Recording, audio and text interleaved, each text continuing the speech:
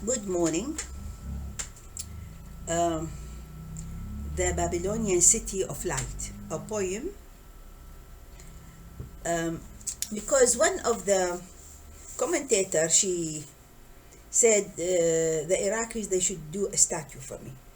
Like Zuha Hadid, who is very famous in architecture, and she was considered the best architect in last century.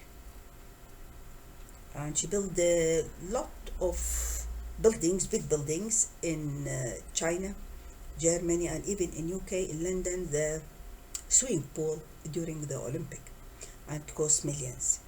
And also the statue of Nazik al-Malaika, which is she is a poet who started the free type of poetry, and the other Iraqi ladies.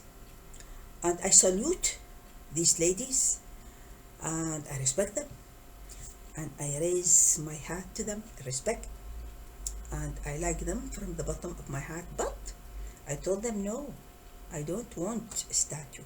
I'm much deeper than a beautiful building or a beautiful poem. Why I say that?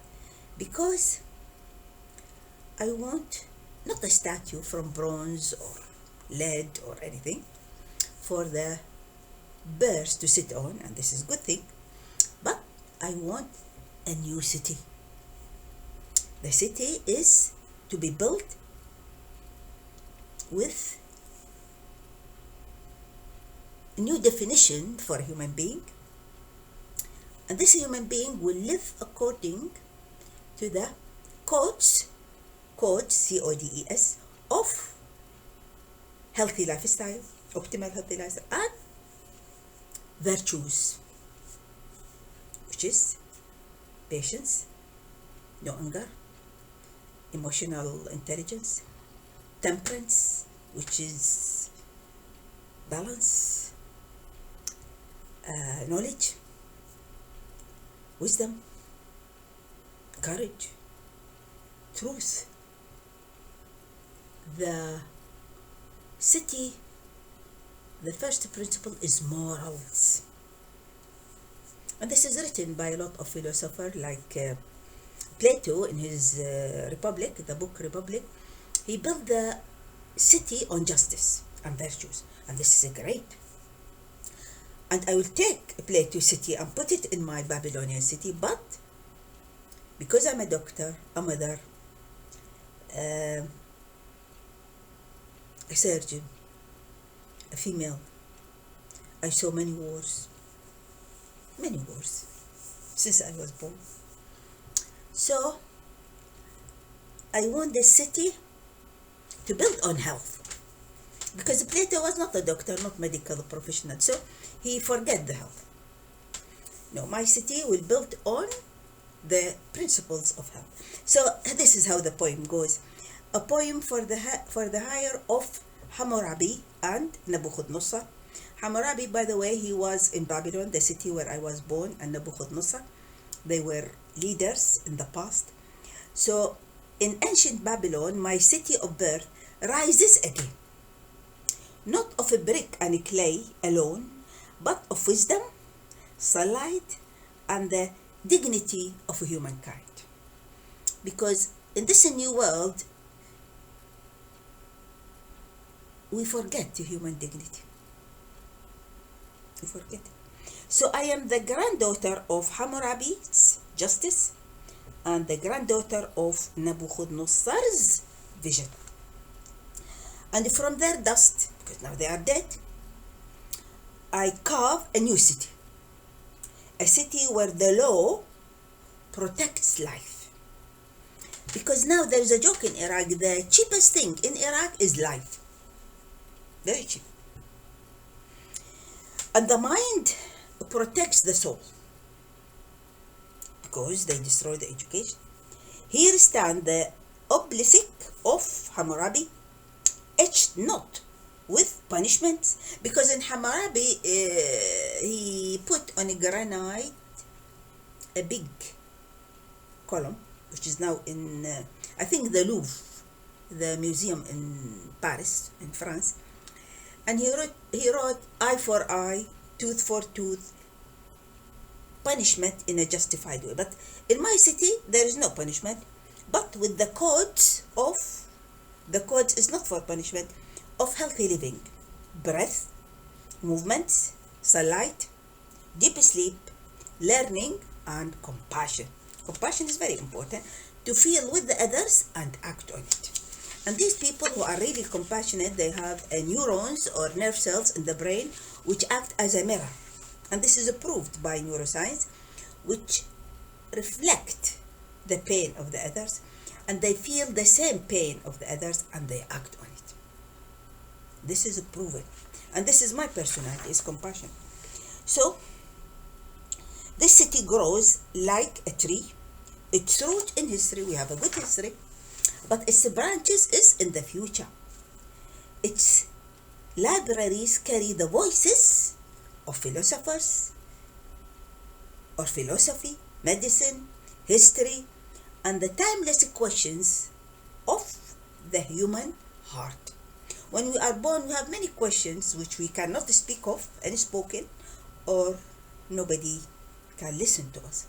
So children walk freely through gardens of garlic, onion, tomatoes, herbs, and the living soil. I did not mention roses because we want to grow food to eat so that we will not be hungry. We don't have the luxury to grow flowers or roses, not yet.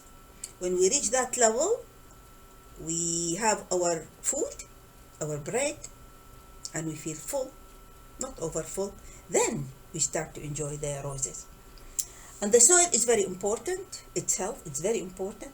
So they learn, these children, that the earth heals. And the growing plants, it's very therapeutic for anybody with mental or psychological problems. Why? Because it teaches you patience. It teaches you, you have to wait for the results.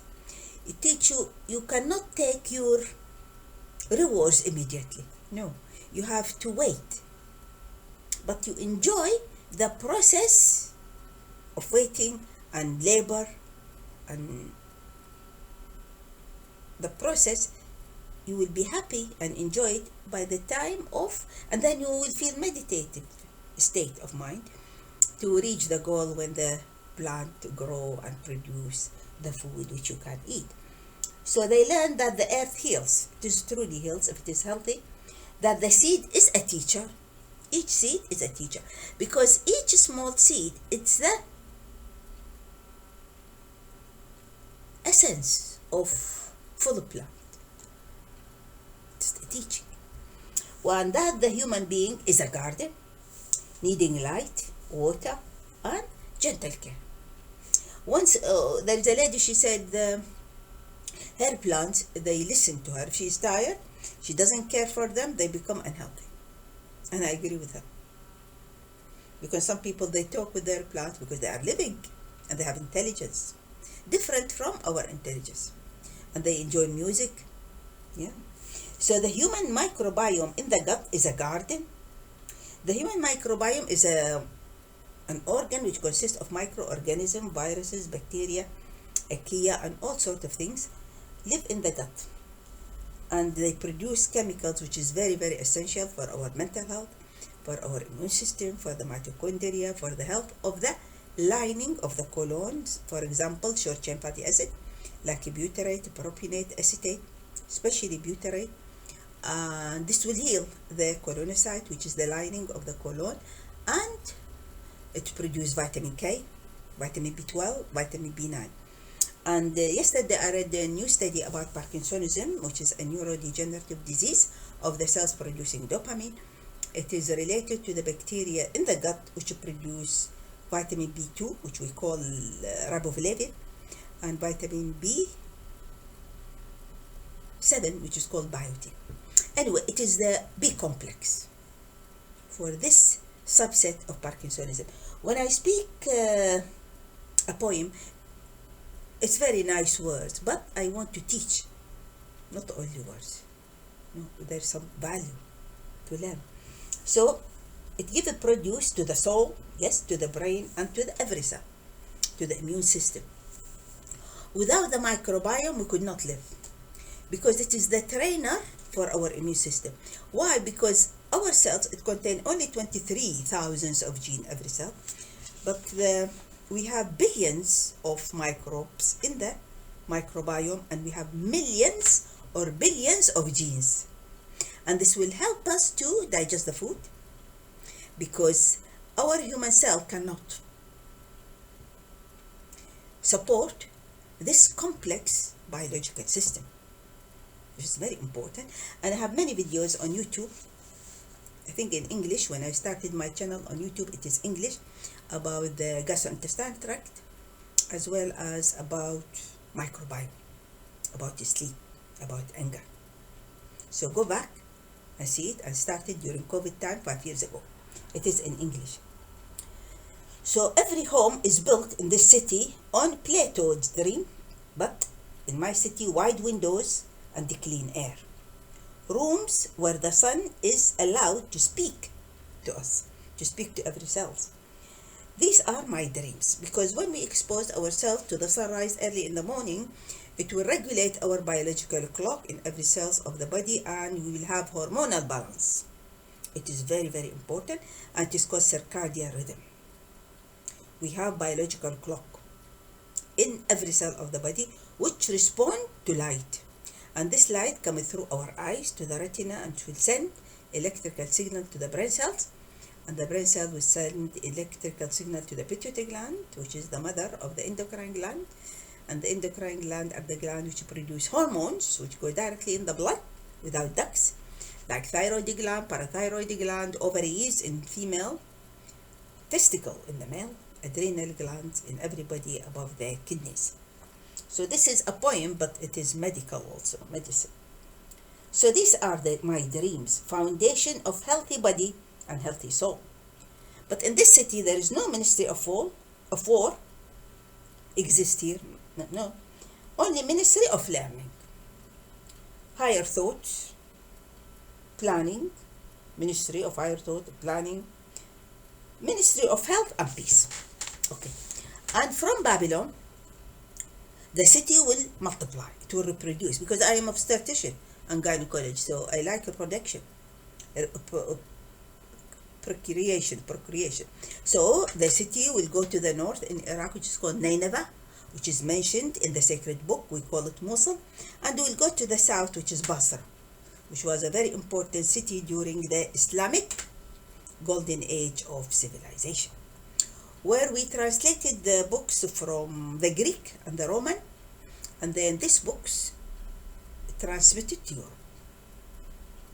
So we were the bridge between civilization, and we are the foundation of European civilization. Why? Because we kept knowledge, we produce knowledge.